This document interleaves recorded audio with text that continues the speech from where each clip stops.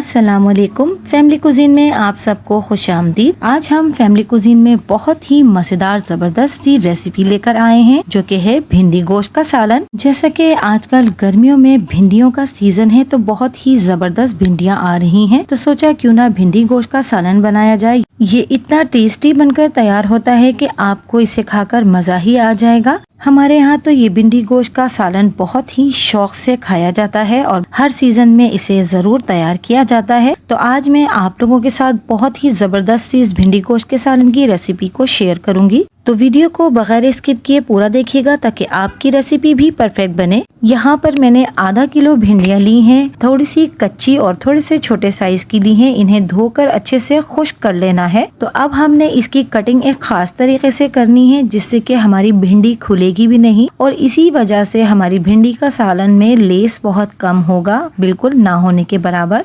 अगर तो आप भिंडी की कटिंग इस तरीके से करेंगे जिस तरह से मैं काट रही हूँ, तो आप देख सकते हैं कि इसे हमने साइडों से छुरी को घुमाते हुए हल्का हल्का सा कवर उतार लेना है। इस तरह से हमारे ये भिंडी के ऊपर का पीस भी उतर जाएगा। इसी तरह से हमने दूसरी साइड से भी बहुत ही बारीक सी टेल की तरफ से काट लेना है। बस इसी तरह से हमने तमाम भिंडियों को काटना है। यहाँ पर मैं आपको और क्लोज करके भी दिखा रही हूँ कि किस तरह से हम इसकी कटिंग कर रहे हैं। तो इस तरह कटिंग करने से क्या होता है कि भिंडी जो है वो खुलती नहीं है और इसकी वजह से हमारा जो भी हम सालन तैयार करते हैं वो जो है वो बहुत ज्यादा लेस और ग्रीसी नहीं होता है। तो इस तरह से हमने तमाम भिंडियों को काट लेना है और इस बात का खास ध्यान रखना है कि जब भी भिंडी की कटिंग करें तो भिंडी अच्छे से ड्राई कर लें, खुश्क कर लें। तो यहाँ पर हमने तमाम भिंडियों को काट लिया है। आप देख सकते हैं बिल्कुल एक ही तरह से हमने इन तमाम भिंडियों को काटा है। बस इसी तरह से आपने भी इन तमाम भिंडियों को काट लेना है। इस तरह से कटिंग करने से हमारे भिंडी के सालन में न इसके शोरवे में बिल्कुल भी लेस नहीं आएगा। तो अब यहाँ पर हम कढ़ाई में हाफ कप ऑयल डालेंगे। ऑयल को थोड़ा सा गर्म कर लेंगे।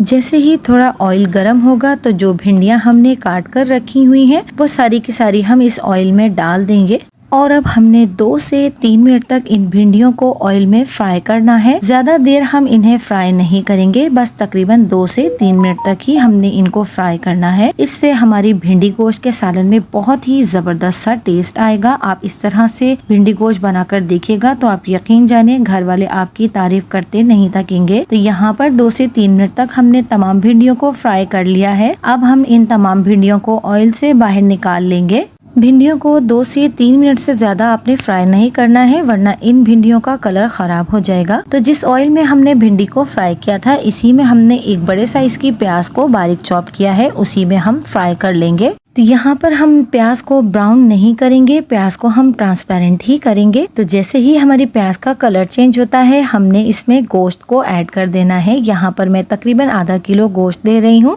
गोश्त मैंने यहाँ पर थोड़ा हड्डी वाला लिया है, इससे हमारी सालन और ग्रेवी में बहुत ही जबरदस्त टेस्ट आता है। तो अब हम गोश्त को प्याज और ऑयल में अच्छी तरह से भून लेंगे जब तक कि इसका कलर चेंज नहीं हो जाता। तो जैसे ही हमारे गोश्त का कलर चेंज होता है 1 टेबल स्पून भरकर लहसुन अदरक का पेस्ट ऐड करेंगे और गोश्त को लहसुन अदरक के पेस्ट के साथ भी भून लेंगे ताकि गोश्त की तमाम हीट जो है वो अच्छे से खत्म हो जाए। तो ये कुछ स्टेप्स हैं जो कि भिंडी गोश्त बनाने के लिए आपको फॉलो करने होंगे, तभी आपका भिंडी गोश्त का सालन बेहतरीन टेस्ट के साथ तैयार होगा। तो यहाँ पर हमारा गोश्त भी अच्छे से फ्राई हो गया है। अब हम इसमें मसाले ऐड करेंगे। हस्बे जायका नमक ऐड करेंगे, 1 टेबल स्पून लाल मिर्च पाउडर ऐड करेंगे, हाफ टेबल स्पून धनिया पाउडर ऐड करेंगे और हाफ टेबल स्पून हम इसमें हल्दी पाउडर का ऐड करेंगे। खूबसूरत से कलर के लिए कश्मीरी लाल मिर्च पाउडर ऐड करेंगे। पिसा हुआ जीरा हमने इसमें ऐड कर देना है और अब हम इन तमाम मसालों को अच्छी तरह से भून लेंगे ताकि तमाम मसालों का कच्चापन यहीं पर खत्म हो जाए और आगे हम सिर्फ गोश्त को गलाएंगे। तो यहाँ पर हम अच्छी तरह से मसाले के साथ गोश्त को भून चुके हैं, इससे हमारे गोश्त में बहुत अच्छा सा फ्लेवर आएगा। अब हम गोश्त को गलाने के लिए 3 से 4 कप पानी का ऐड करेंगे। यहाँ पर मैंने बीफ का गोश्त लिया है तो पानी थोड़ा सा मुझे ज्यादा डालना होगा। पानी डालने के बाद हम 1 से 2 दफा स्पून को चला लेंगे, अच्छे से मिक्स कर लेंगे और इसे ढककर लो मीडियम फ्लेम पर तकरीबन 25 से 30 मिनट तक पका पकाएंगे। तो यहाँ पर हमारे 25 से 30 मिनट कंप्लीट हो गए हैं। आप देख सकते हैं कि हमारा बहुत अच्छे से सालन पक गया है। यहाँ पर मैं दही को फेंट रही हूँ। तकरीबन 1 कप के करीब मैंने दही लिया है। अच्छी तरह से तमाम फुटकियाँ खत्म कर लेंगे, तब जाकर हमने इसमें दही को ऐड करना है। तो यहाँ पर मैं अब इसको ऐड कर रही हूँ अच्छे से फेंट कर। अक्सर लोग भिंडी गोश्त के सालन में टमाटर डालते हैं, लेकिन आप इस तरह से कभी दही को डाल के देखिएगा। हमारे यहाँ अक्सर भिंडी गोश्त के सालन में दही ही इस्तेमाल किया जाता है। इससे बहुत ही अच्छी हमारी ग्रेवी बनकर तैयार होती है। तो दही ऐड करने के बाद हमने अच्छे से इसे मिक्स कर लेना है।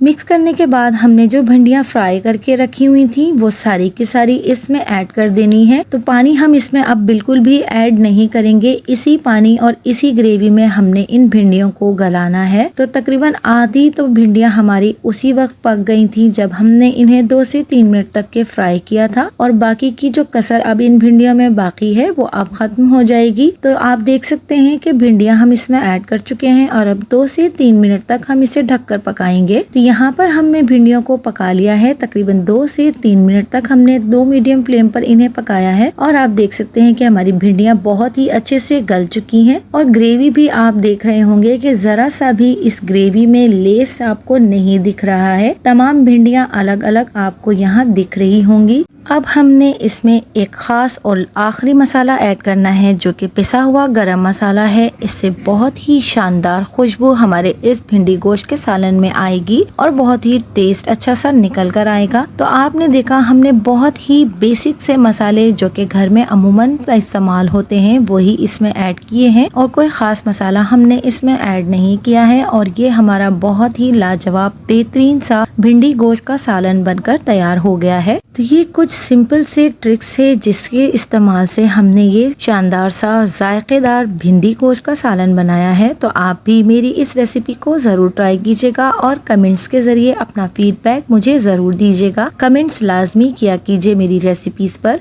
और अपनी राय से भी आगाह किया कीजिए कि आपको मेरी रेसिपी कैसी लगी।